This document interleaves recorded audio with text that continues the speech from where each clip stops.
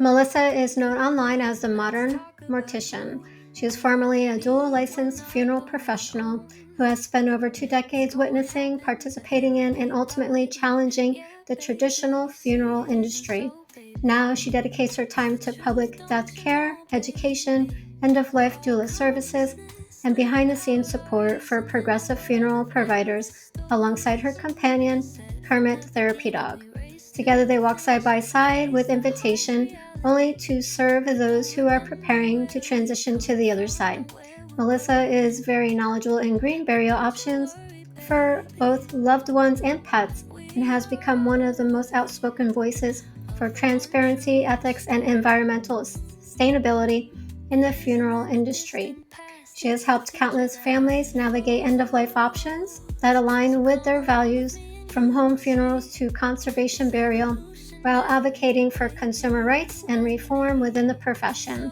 Through her candid storytelling, education, and advocacy, Melissa bridges the gap between the living and the dead, showing that death care can be compassionate, creative, and conscious. You can find out more about Melissa and Kermit on her website and other social media platforms. Her website is themodernmortician.com, and Melissa provides services as a consultant, death doula, funeral concierge, educator, and advocate. Welcome, Melissa. So glad you could join us today. I'm looking forward to this conversation. Yes, me too. Thank you. You're welcome. And for the viewers who may not be aware or have heard of you before, can you share a little bit about your background and how you came to the role of a modern mortician? Well, it all started before my senior year of high school where I dipped my toe in death care. It was a summer job. I was working at a local funeral home. I just happened to get the job because the lady knew my grandfather. It was kind of that kind of deal.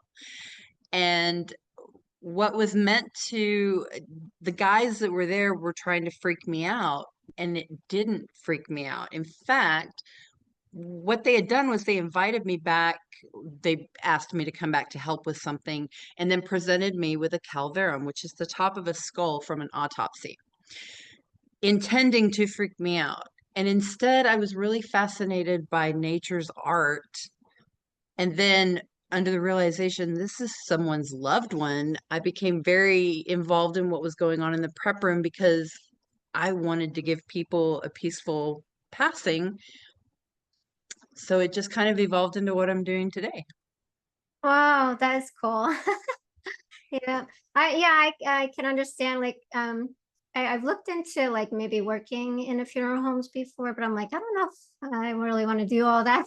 And you hear all these stories, about that, so it's no surprise that they try to freak you out, Yeah. with that because it can be a little daunting there a little bit. If you're not really your calling or you're not prepared, for the certain situations that do arise Yeah. there. Awesome. And you do have a companion, Kermit. Would you like to share how you met Kermit, what he does, how he helps out in the role, and how he got his name? I had been inspired early when I was in mortuary school by a dog named Lulu that was a funeral home therapy dog up in Illinois or somewhere like that. It had been in one of the funeral magazines. And so I'd been a cat woman most of my life until I was in a position to where I had spent time with a roommate's dog and felt a lot of comfort in having that companion with me to go on long road drives. I was currently transporting for a funeral home at that time. So found myself online on petfinder.com in the middle of the night and found a black and white two-eyed dog looking back at me. And I was like, I have to go meet this dog. And he was 2 hours away. The next morning, I was on my way there and met him and brought him home. And we have Wow. been best friends ever since. He kind of has to be my best friend. I think he would choose to be anyway, but yeah, Kermit was the first certified therapy dog working in funeral care for the state of Texas. And yeah, he's served over 500 families by my side. Beautiful. Beautiful. And Yeah. how did he get his name? Was that the name he came with, or did you name him? Oh, no, no, no, no. He was named after somebody in Guns N' Roses, like Slash. His name was Slash, and Hmm. his brother's name was Axel. So no. He looked like a Muppet when I got him, and I considered calling him Muppet for about a week. I was still kind of playing with it. And then I thought I was already doing the Green Burial education at that point, and I thought Kermit, because it's easy being green. So his Mm. full government name, as people may say, is Whittle Kermit Ambrosius von Podrosky. And Wow. what all that is, Whittle is the name of one of the Ewoks that helped Chewbacca in Star Wars. And I feel like I'm the big Chewbacca, like, and he's my Ewok. And then Kermit, of course, because it's easy being green. And then Ambrosius von Podrosky was the name of one of David Bowie's characters in a Mm. movie, and David Bowie has the two different colored eyes. Awesome. That's really Yeah. cool. Very cool. Um, and so what does he do? Like, does he go out to like funerals with you when you're doing your services, or does he go to people's homes, or how does he play into the role? So yes, he did do that regularly until COVID happened. He would come with me inside the nursing homes, and he would typically stay at the nurses station unless the family already knew about his presence, in which case he'd be invited into the room. There were several families that we got them as clients because they saw us on social media, and they said, "Bring the dog to the house." Um, One of these families I've actually stayed in contact with ever since then. And yeah, so initially he was a ride along, and then when he got certified as a therapy dog, he was coming into facilities with me and then going to funerals. And then when we moved to Washington, he was attending funerals and working at the funeral home every day. Um, and now his role has shifted, as has mine, where we're doing educational things. We've been invited to a few funerals, and we've gone to those. We've been invited as I have just entered the death doula space myself. He's been Mhm. invited to several homes. So it's like, okay, I'll bring him over, but you get me too. Perfect. Yeah. And what are people's responses with Kermit? Online, when I talk about it, you always get a couple people that are like, I'm allergic to dogs. I wouldn't be okay with this. The thing has always been Kermit is there by invitation. And so I've never, ever had a problem ever in my career working with people with him. I feel like I've been really fortunate because I feel like in the grieving space there is opportunity for people to be angry at things.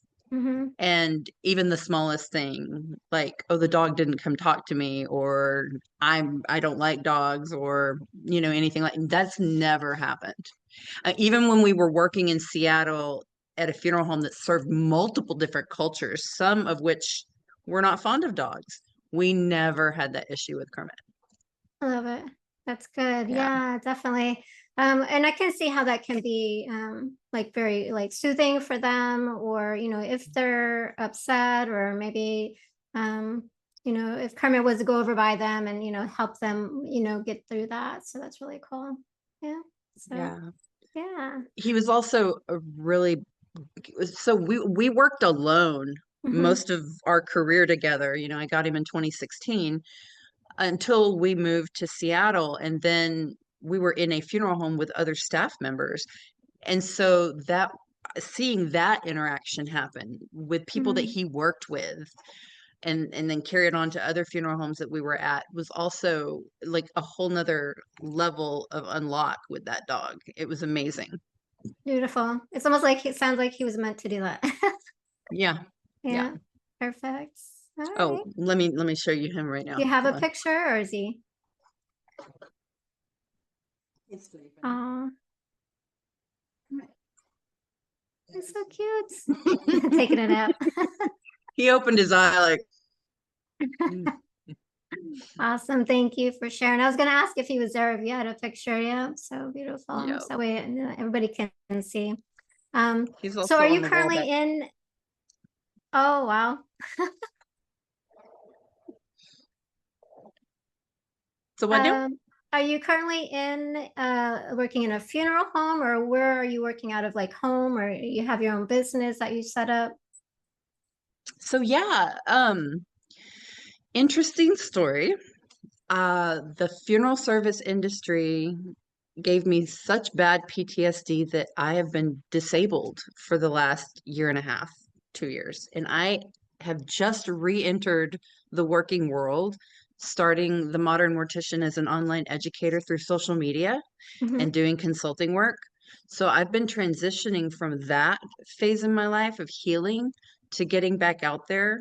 Um, so yeah, does that make sense? Hmm. Okay. Yeah, I didn't know if I definitely. answered it. Um, so yeah, I am currently working out of home. But I had been home without a home for the last 2 years during this transitional period.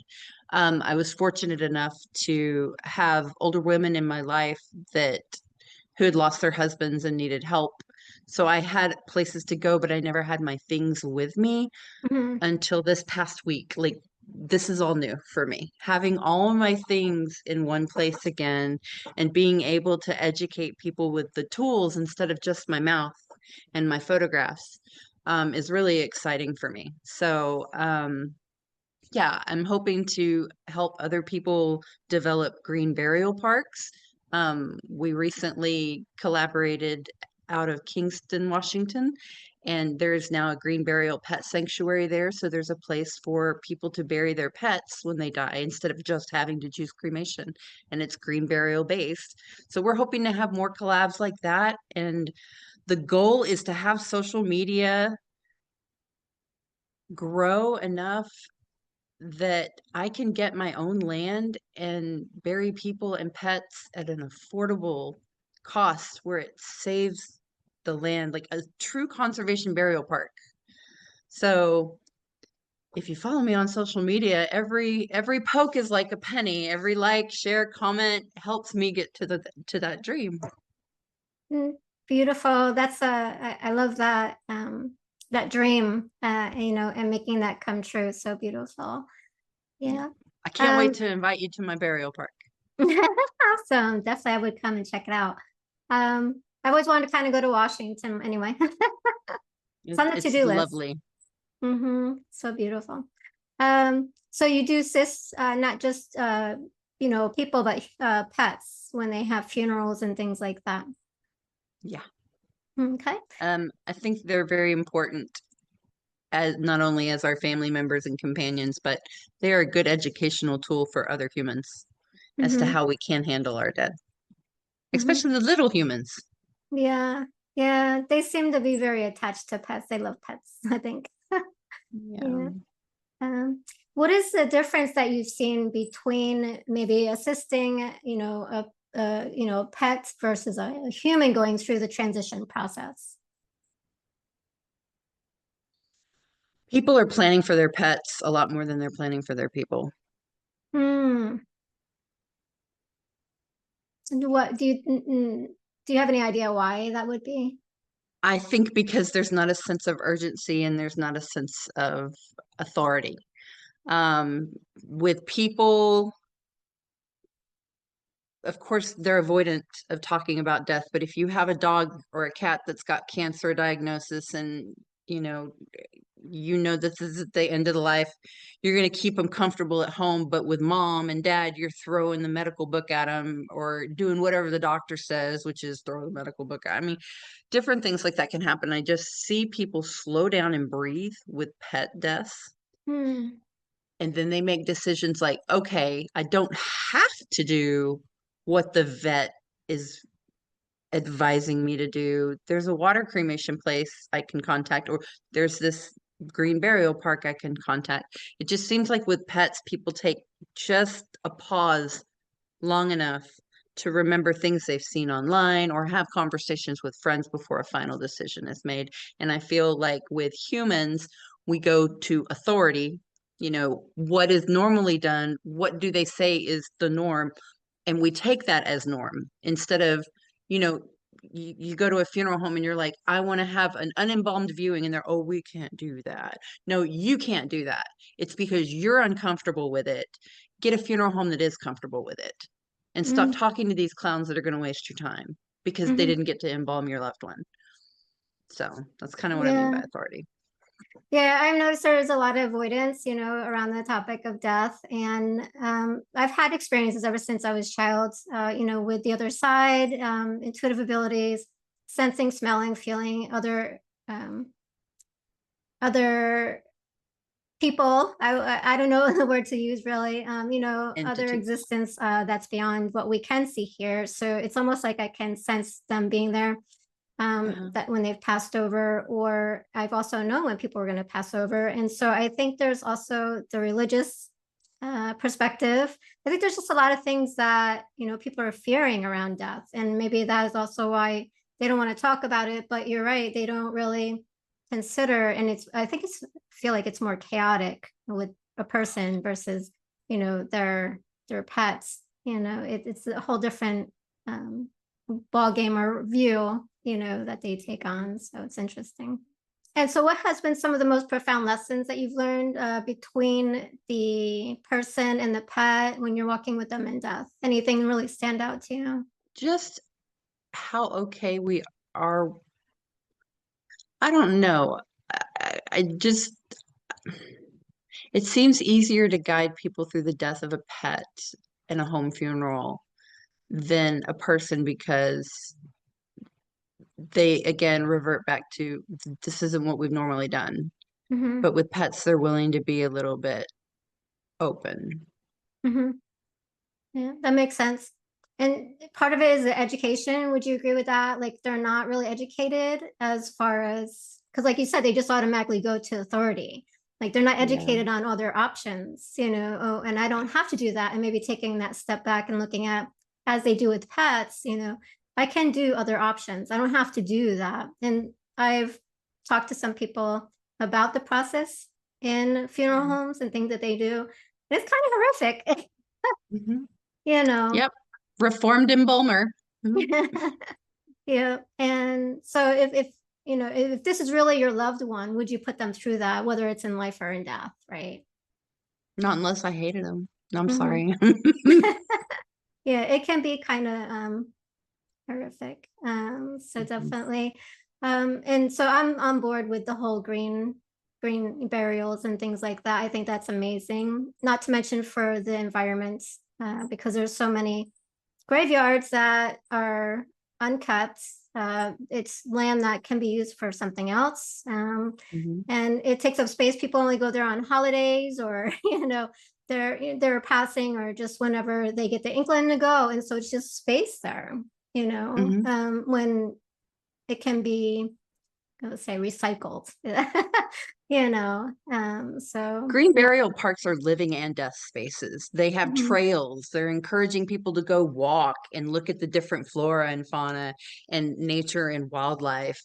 They have events like, markets, or, like walking clubs or yoga clubs or goat yoga. I mean, they're incorporating into the communities where a lot of these city cemeteries are sitting stagnant, except for a few times a year where they do the Halloween tour.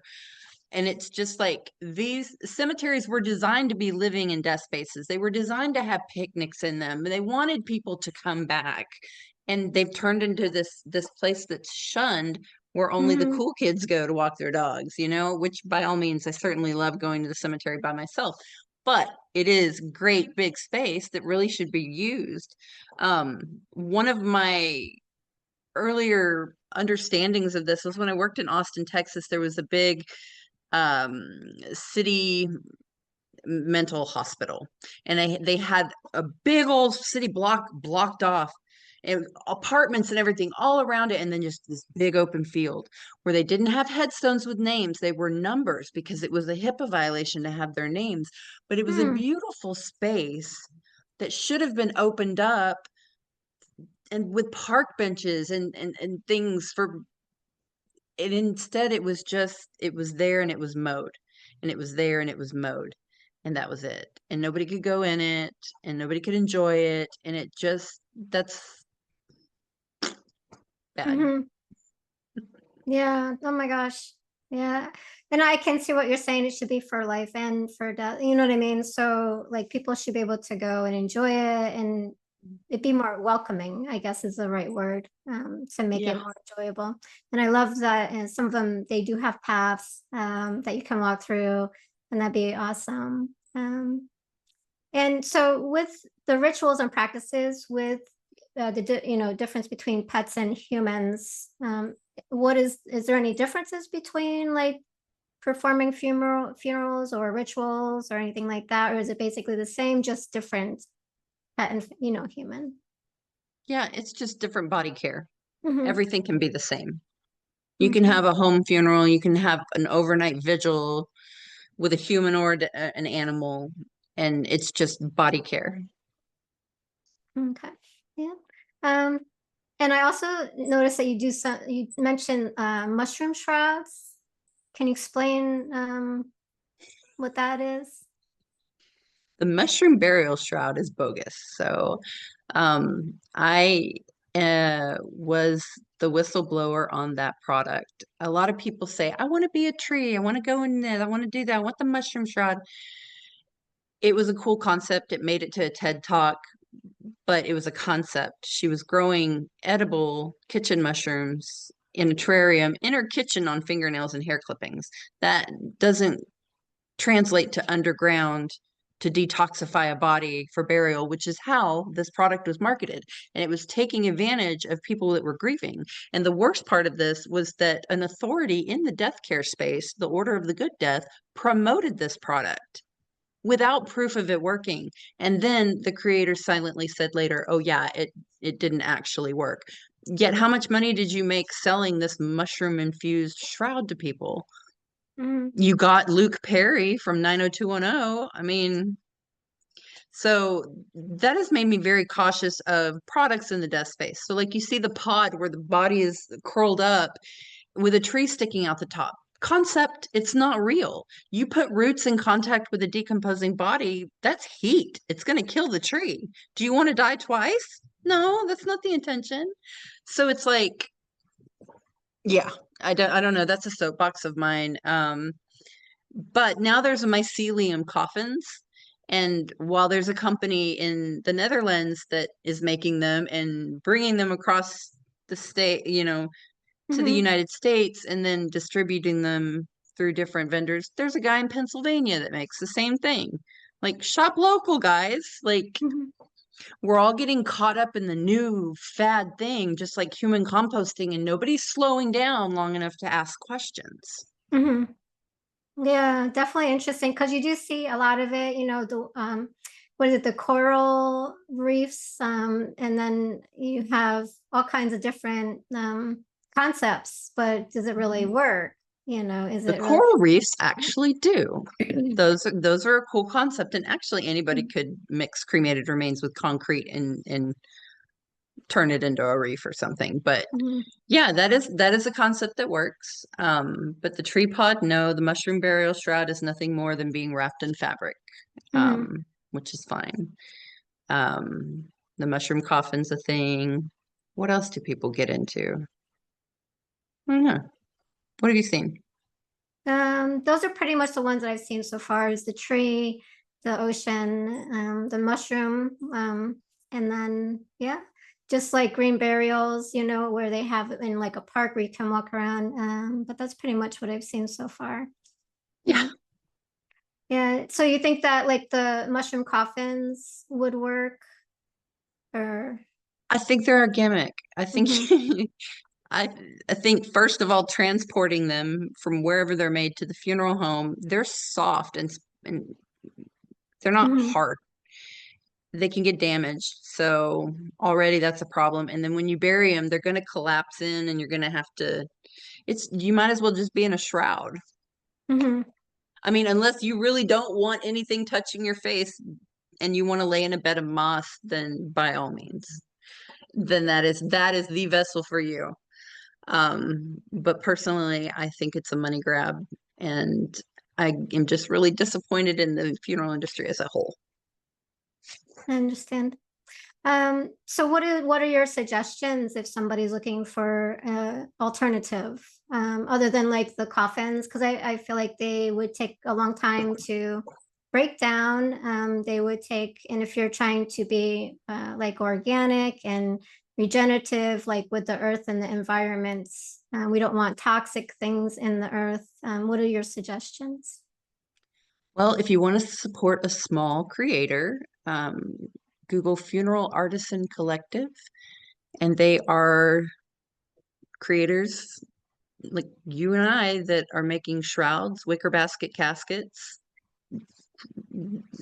pine box caskets, or be daring and go to your local Goodwill or your grandma's closet and look for an all natural fabric and quilt or something like that to be shrouded in. Um, they make cardboard cremation boxes, and I've seen people bring those home and paint them and use those for cremation or burial. Um, so think outside the coffin. Love that. And I got done, I think it was last week or the week before, I watched a video on, somebody making one. They went to the, hardware store and got wood and just made their own, Yeah. you know. And they didn't put chemicals on it. They didn't, do any of that. They use I guess sometime they drew on it and, wrote messages and love and hearts and things like that, but they used all natural products. So Yeah. there's other options. Yeah. Mhm. The other thing I loved was the cemetery design. You help people with land and designing and creating space. Mhm. Yep. The recent project that we did out in Kingsland was the Green Burial Pet Sanctuary inside the Circle of Life Dog Park. So uh, just helped the owner out there get familiar with how to do green burials and what people would be looking for. And she really kind of took it from there. She set up a cremation garden, and we know that we're not scattering cremated remains because pH negative is bad for plants, and so it can burn the topsoil. So Mm. they're placed within, biodegradable vessels or within their own urns and buried in a garden. And how deep the pets need to be if they're a whole body burial. So yeah, I'm hoping to be able to do that in other places, anywhere in the US. Anybody can reach out to me, even if I have a lot of people reach out to me on Facebook lately, wanting to know how to do home funerals and burials on their own land. And all they got to do is like email me your address and what state you're in, and I'll look up the laws. And it's not easy, but if you want to do it, it can be done. There's a lot of way to save a bunch of these old farms where people are aging out, is to bring in new life and turn a pasture or something into a green burial park. There's conservation opportunities. There's so much that can be done to protect land and give people a better ending. Hmm. Yeah, definitely. I was going to ask too, like, can somebody just go out in their backyard and bury a loved one? A Or little like bit of there's certain planning is involved. requirements. Yeah. You can't Hmm. be within the city limits and you can't be above the certain water table, but a lot of people can do it and they just don't realize it. You Hmm. you do need to realize that if you do sell the property later, there always has to be an easement to the burial park, or Hmm. the even for just a family thing. And some people say that that devalues the property by having burials there. The TikToks I've seen of people purposely buying land that has a cemetery on it, it's content. It's like there's opportunity. There are people that are looking to buy property across from a cemetery. I would love to live and die in a green burial park. So there's opportunity. I don't think it actually harms property value as much as people claim it does, because anybody I've ever talked to about it has been like, that's cool. Hmm. Yeah, because I mean, if you think about it, I mean, the body's going to break down and deteriorate, so it's no longer going to be there at some point. You know what I mean? So how does it really Yeah. deteriorate property costs? Do you know what I mean? Yeah. And it's not like our I mean, our bodies of the loved ones are there, but in spirits, we aren't there. Right. Yeah, so awesome. Um, so you also talked about there was something about Swedish death cleaning and estate reduction guidance. What's that? Do you mind sharing? Swedish death cleaning is based off a book or something, but what it is I come in and I will help families room at a time figure out what's to keep, what's to donate, what's to pass on to other members of the family. And a lot of times we will involve the person passing away. But the last two that I've done, I've been sent into nursing facilities after the person has died and been ordered to clean everything out for people. But the goal of Swedish death cleaning is to minimize the stuff before you get into the end of life part, so that's you're not surrounded by clutter at death. Mm-hmm. Yeah. So, yeah, I think that helps with healing too and the letting go. Not that we're always absolutely. going to be, over the situation and we're always going to grieve and go through that process, but it helps, I think, to bring it to the forefront that, and face that they're no longer there. It helps with Mhm. healing. Yeah. So awesome. I know when I went through a lot of my healing, through my journey, that was part of it. I was always guided to start getting rid of stuff. I don't need this anymore. Why do I have this? And a lot of times we just obtain these things, these material things, because it's a memory or because of a reason or whatever the situation may be. And then there's always a time of letting go. So that's Yeah. beautiful. So really cool. Um, so what role do you believe that the environment plays in connecting the body to the bigger cycle of life, death, and renewal?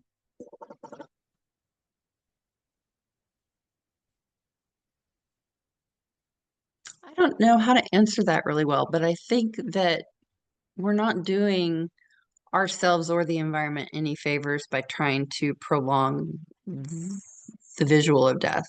I Mhm, don't think we're I don't think we're helping our psyche by embalming people and making them look like they could sit up and walk out of the room.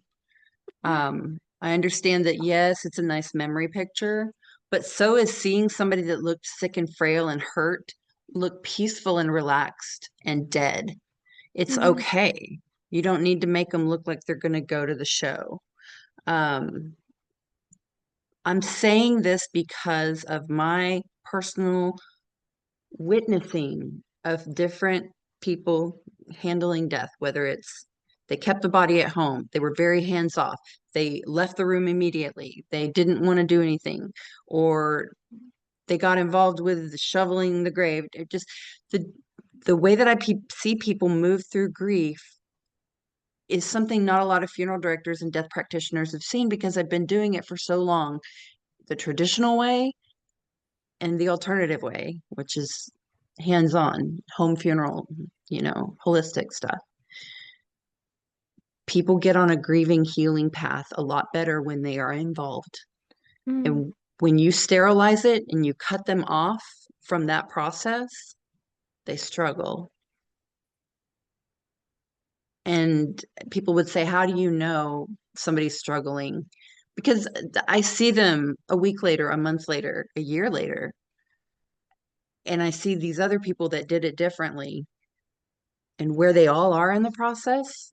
mhm, I wish I was a scientist that could write a dissertation on this or something because I can't stress to you enough. Even people that were afraid to be involved express later, I'm so glad I let that go and I helped and I did it.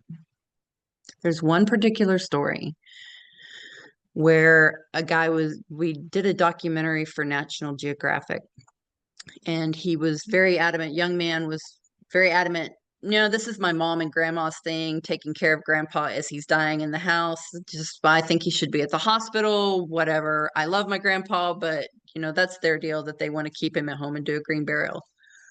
Well, then they had him practicing, how to shroud a body and stuff like that in the classes and stuff. And he was just like, this just isn't my thing. After his grandpa died and they went back and interviewed him, he was just in tears saying, I'm so glad I put my pride aside and I was involved because that was my last act for him. mhm, And like he even shoveled the grave and just the actions, whether you're pushing the body into the retort for the last time or you're waving goodbye at the front door as they load the body into the car to drive away. Involvement. Yeah. Yeah, I can see how that helps because like when we take out that aspect of us actually participating, it's almost like there's a gap, and it keeps us from really healing and letting go and moving through the process of grieving and Yeah. loss. Not that we have that emptiness, but I don't really see it as a loss because we are always, on the spiritual level, we're united, from beyond, Yeah. but it's the emptiness of just them not being there anymore, and that's what we're grieving. But I think that is helpful for things. So thank you for sharing that. It's important that we all participate for that reason, and then also, so we can not maybe not remember who they are, but move on with our lives, because we do have to still participate here now, where we are. Yeah.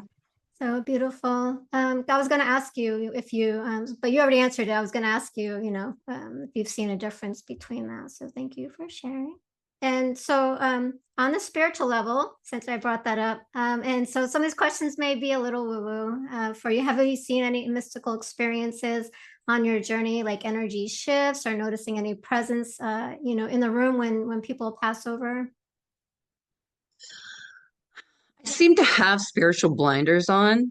So I'm not too keen or aware. My radar's not picking up a lot of that stuff. Now I sometimes can sense energies ever so slightly, but I don't have any remarkable experiences. Mm-hmm. Okay. So Yeah. Because I haven't sit any like Virgil with anybody, Virgil, I said Vigil with the- anybody up to this point, but because a lot of my work is before and then after. But I do hear a lot of people say, it's like they're seeing people from the other side that comes and meets them to take them on the other side. So just asking, if you've had any of those experiences. no, I have not had that many clients in the death doula phase yet. The pets, now that you bring it up, I've been there for multiple pet euthanasias, and one of the last ones I did, the lady kept saying that he was looking in the corner of the room, like he would turn his head to look in the corner of the room. His daddy had died like a year before that, so Mm, she kept saying that his daddy was waiting for him. So I don't know. awesome. Yeah. We never know, right? Oh, So it could have definitely, been a cat. I don't know. yeah. So awesome. Um, we're preparing for the death. So how can we prepare for death ahead of time? And can that actually help people live more fully and authentic in the present moment? Oh yeah, I think if you have the conversation about it this holiday season and just get it out of the way, have your family sit around with whatever it is, whether it's eggnog, bottles of wine, glass of water, I don't know, espressos. Talk about what your choices are. Look at things on TikTok and Instagram and Facebook and talk about this stuff. Like somebody wants to open air cremation pyre. Well, guess what? It's not legal, but we can still have you cremated and then put you on a little Viking boat and send you out into a body of water. I mean, if people would just talk about this beforehand, then when it happens, everybody's not like, oh my God. There's like, oh, we're gonna shroud grandma and keep her at home, Oh, that's so you cool. know? So, or something like that. There's a chance to like, we have a plan in place. So, Mhm. yeah. Yeah. And I agree. And you probably see the difference in them. Like, are they more calm or are they more peaceful when they go There through? is such a sense when people don't plan, and having worked in the corporate funeral homes and the family-owned funeral homes, when there's not discussion ahead of time and family doesn't even talk about it until they walk in the funeral home door and they are sitting at a table in front of a funeral director who may be there to sell them things and have goals and quotas to meet, it's not about them anymore. It's about the bottom line. So if you have a plan in place ahead of time and you know what you want, if they're not willing to work with you, hopefully you've already found somebody that will. Hmm. Yeah, Because that's a death great has opportunity become, for them to take advantage of people. Like if they're in a state of panic and they're like not focused and they haven't done the homework and they haven't, looked at all the options, and, if they know what they want or talked about it, directives, they can definitely take advantage of them. Yeah. Mm-hmm. There's sales training that goes into funeral directing now. Wow.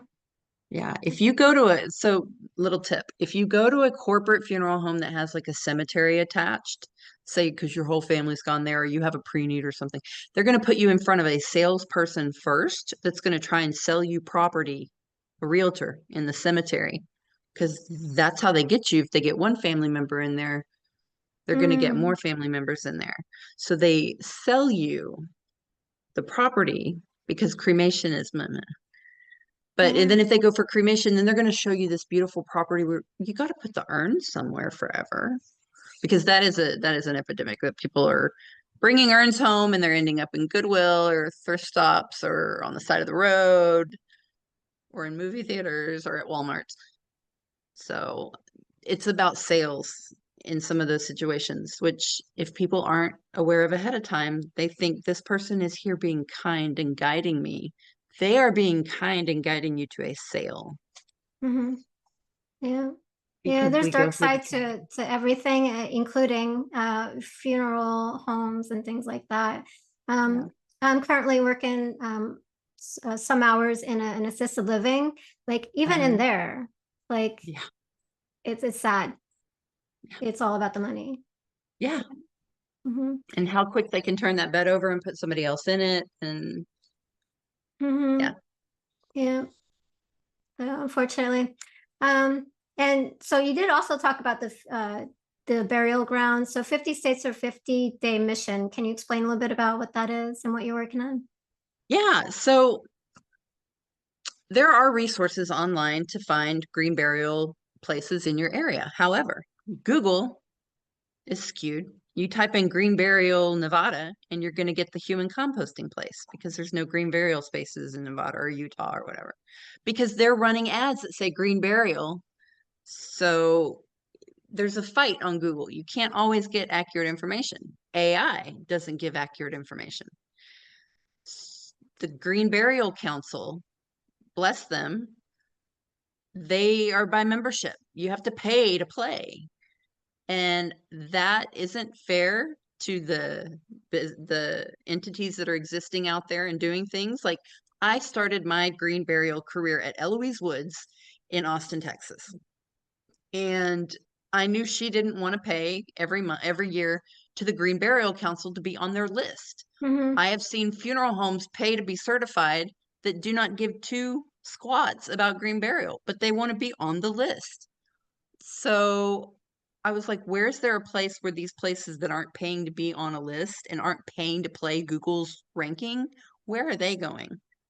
Well, I've made a space for them on my website.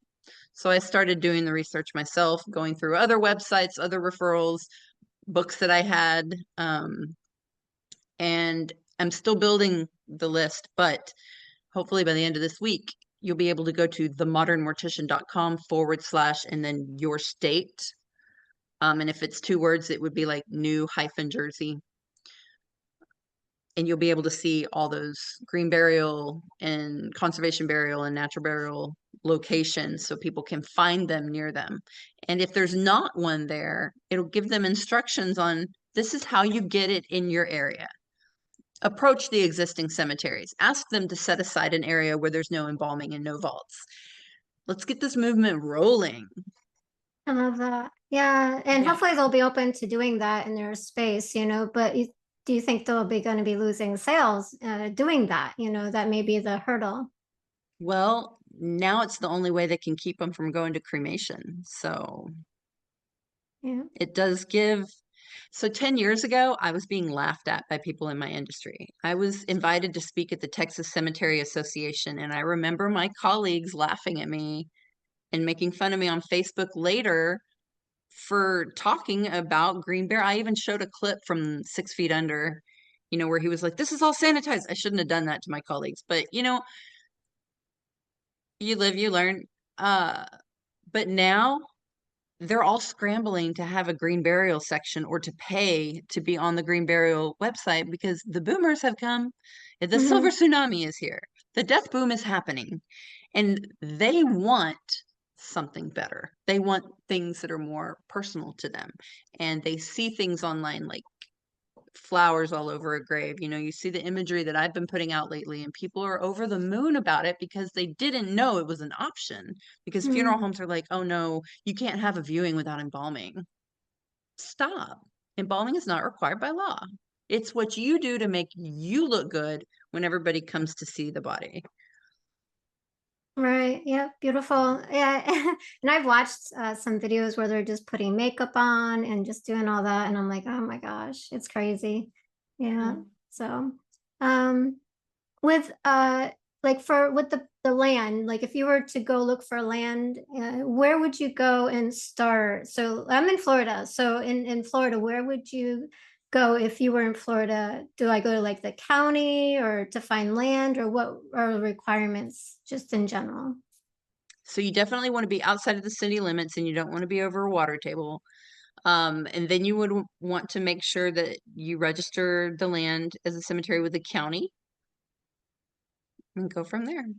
Awesome. But I think it's important to make sure that you have people involved. Like there could be conservation groups in your area, little Hmm. nonprofits that are trying to protect areas. This isn't a benefit to them to partner up with groups like that.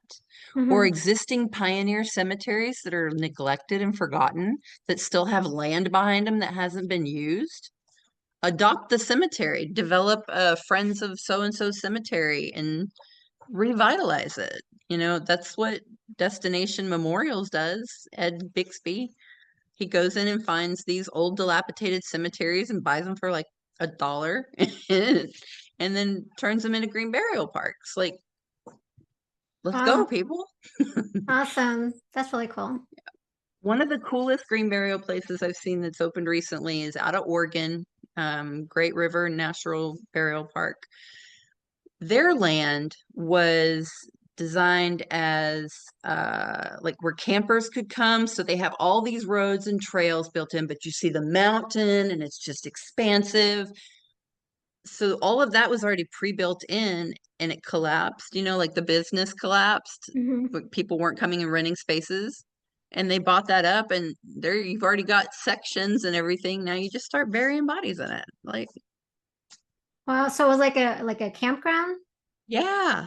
Oh, Yeah. wow. There's another guy that's what northeast of Portland. There was a housing development that even had like a stone waterfall and everything built up with an iron gate and everything.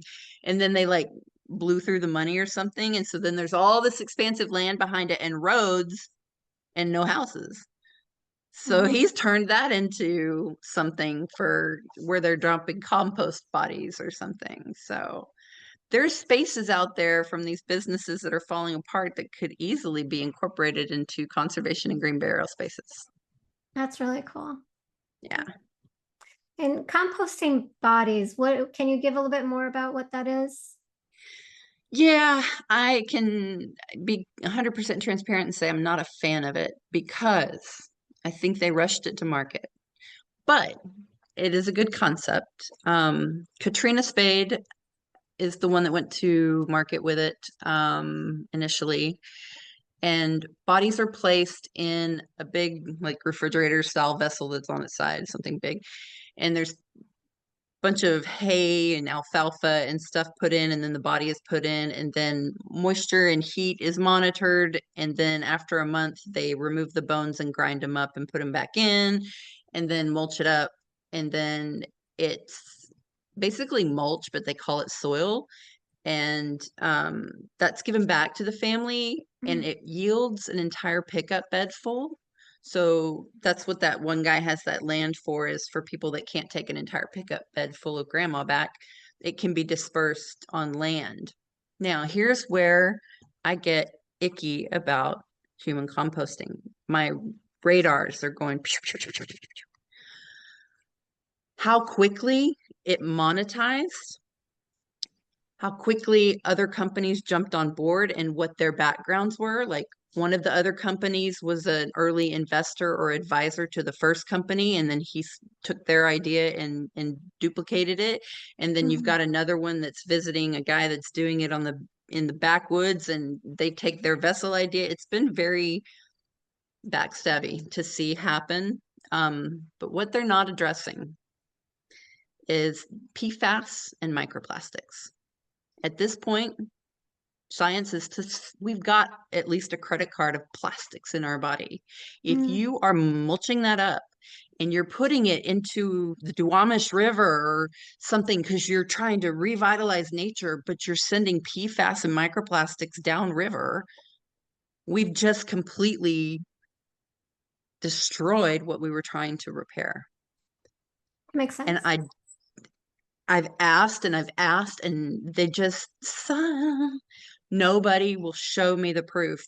But there are composting companies like garbage composting, not human, garbage composting in Maine that are shutting down because environmentally they're putting out too much PFAS and microplastics because that's what's in things now. I just think it's romanticized green burial. They market it as green burial. So that's another thing where my red flag is like, oh, and early investors in online cremation companies jumped on board too, and they're in the human composting space now. So I think it was initially set up and intended to be a great way for people in urban areas to get a more eco-friendly disposition without taking up land. But if you get on an airplane, you'll see how much land we have. And then when you hear people talk about forestation and things, you'll see how much needs to be protected. And I think that we missed the butt on that one. So,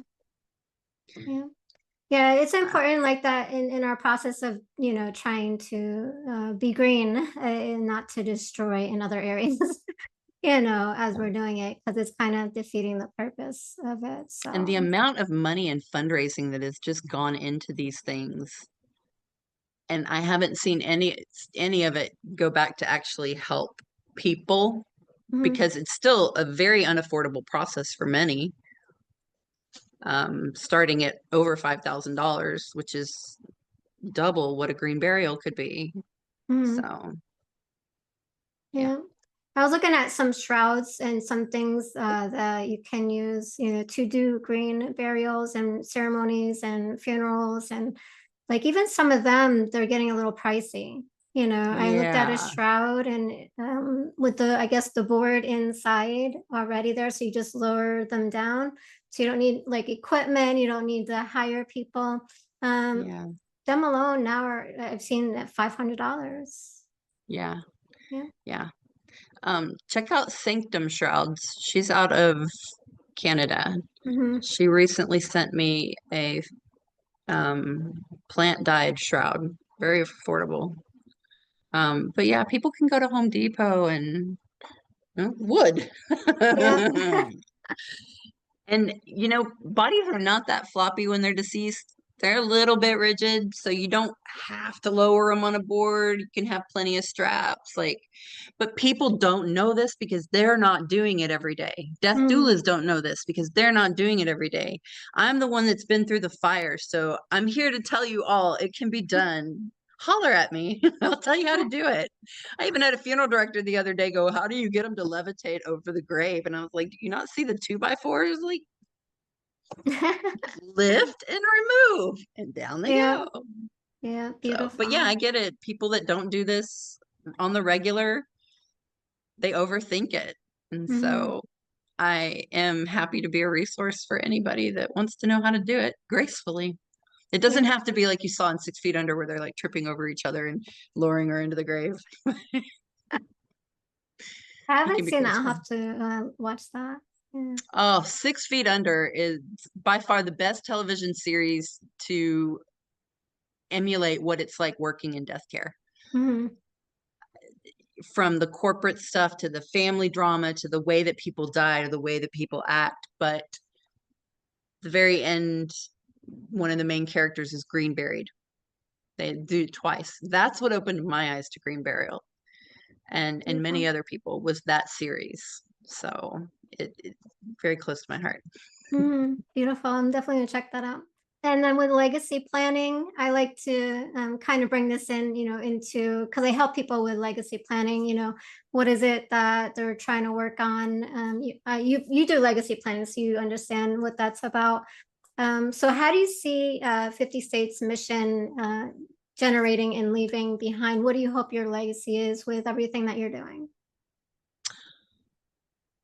I want to be remembered as somebody that was a funeral industry disruptor, and I feel like I'm already there. But I also want to be somebody like people think Jessica Mitford wrote, The American Way of Death. I want them to see me as somebody that was out there trying to help others have a better death. Beautiful. Yeah. Yeah. And I like that. And also like the idea of positive death. So that way we can face it and look at it, and that's part of what I'm doing.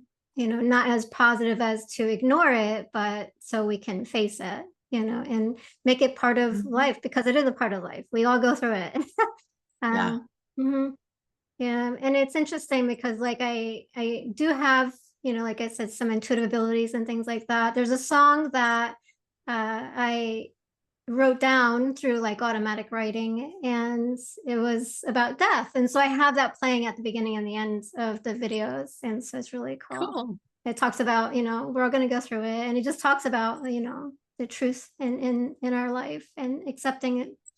And talking about truth. So what are some truths about life, death, and the beyond that you hope people in the audience will take away from our conversation today? Things don't have to be the way they've always been. You can create new ritual. You can create new goodbyes. You can pave your own path. You can guide somebody to the end as your last act. Yeah, beautiful. You And have my our permission. rituals, just from a little bit of past reading on certain things, our rituals used to be more normalized, humane, but we've come a long way from that. So definitely, Yeah. hopefully we can get back to making that more part of the normal of our lives. Yeah. I agree. So awesome. So I want to kind of start bringing this into because I want to honor your time. And so 3 questions. When you think of life, what's one word that comes to your mind? Death. And when you think of death, what comes to your mind? Peace. Peace. And the beyond, after this life, what comes to mind? Galaxies. Beautiful. Is there any last words that you would like to share that we haven't covered that you wanted to share today? Don't be afraid to ask questions. And if it's not asking me, ask somebody else that you connect with and you trust. But let's not go to the end with questions left. Let's complete that final chapter before the story closes. Beautiful. Love it. Yeah. So definitely do the work. Do the homework before you come to that point. So beautiful. And would you like to share where people can reach you and find your links if you have any products or books that you're providing? I'm working on a book right now. I'm so excited. There should be a documentary someday if the death boom ever comes out. That would be cool. But in the meantime, you can find me at themodernmortician.com or on any of the social medias. Facebook, I've been really active lately because Facebook pays. Instagram is just reposting the pictures from Facebook, and then TikTok, you get a little bit of the personality in there too. So yeah, and then YouTube. Oh, and then I have a podcast, Exposing Death Care. It's on most streaming platforms. I do it whenever I feel like it. Awesome. I look forward to more of your content. So I'll keep checking that out. Yeah, so thank you for being on today in our conversation, Melissa, and sharing your journey and helping to reshape the future of the funeral service. Thank you. I appreciate the platform, and thank you for all your content too. Thank you. Let's talk about death, baby. about you.